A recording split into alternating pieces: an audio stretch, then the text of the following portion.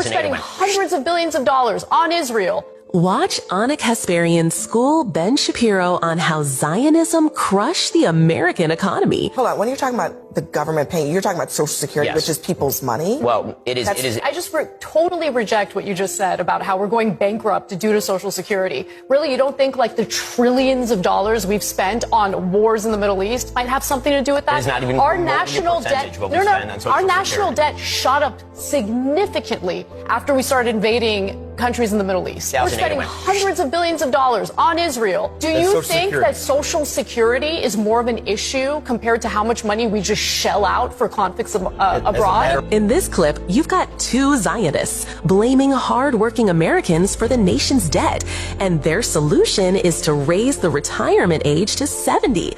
On the other side, journalist Anna Kasparian setting the record straight.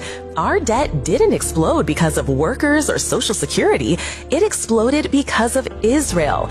And she was right on the money, because this is what Zionists like Shapiro and Jennings don't want you to know. Social Security isn't a government handout, it's money you've earned. With every paycheck, a portion of your wages is set aside to secure your benefits later in life.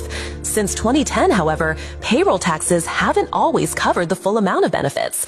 For example, in 2010, Social Security needed $702 billion to pay benefits, but collected only $677 billion. So the government borrowed $25 billion to make up the difference. Over time, those gaps have added up to about $950 billion in borrowing, an issue that must be addressed to keep the program sustainable.